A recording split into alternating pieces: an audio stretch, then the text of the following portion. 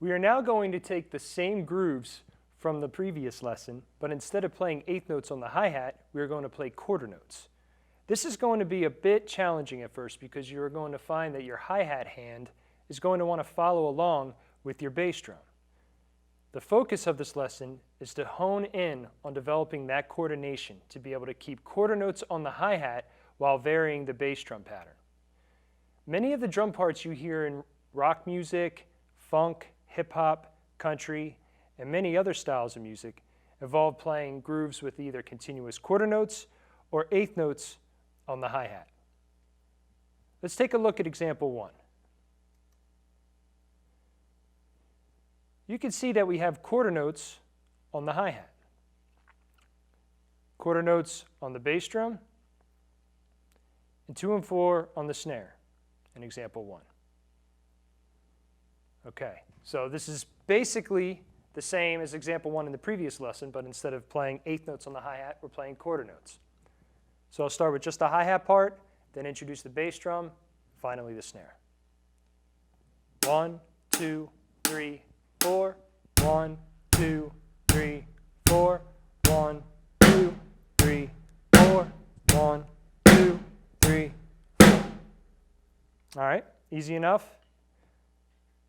Example 2, same thing as example 1, except no bass drum on 2 and 4.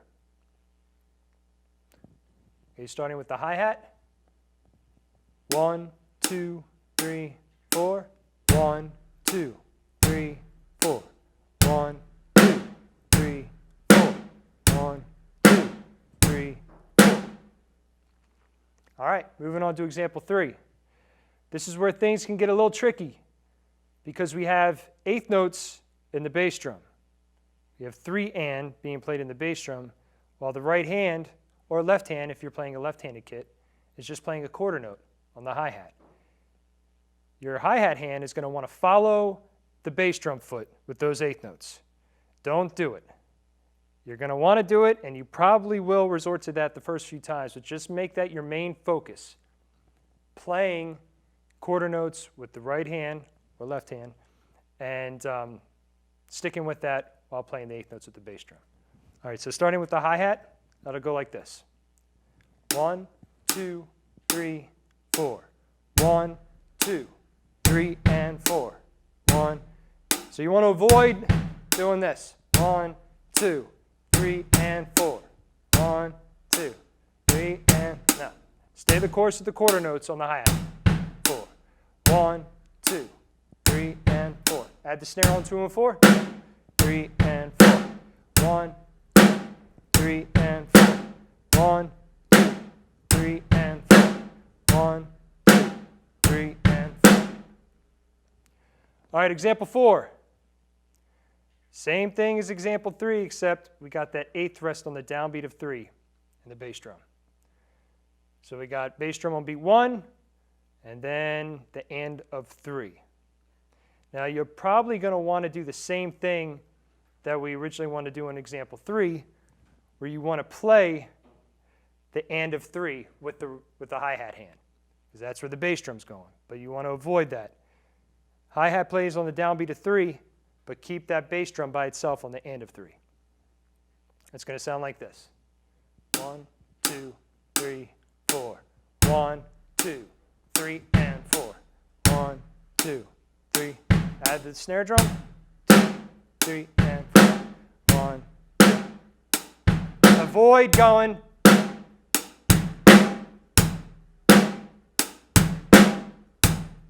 Stick with the quarter notes on the hi-hat.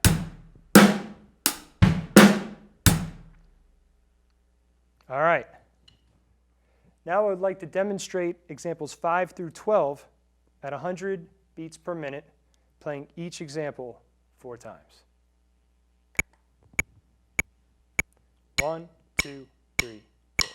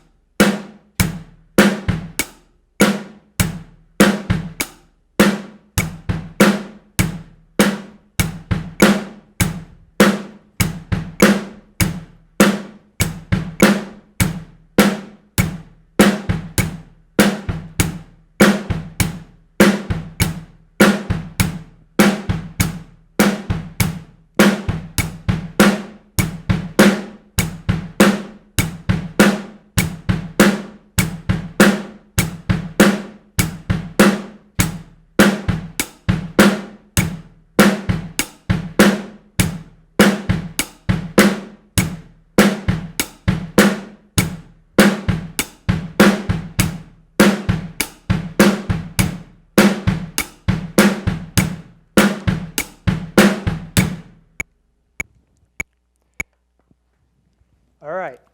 Now, remember, as easy as that may look, this is really not easy stuff. I've been doing this for 20 plus years, and I can tell you it takes time to develop this kind of coordination. So don't get frustrated when you're not able to coordinate everything together right away. It's going to take time and really just going through the process of working out that coordination between the right hand and right foot.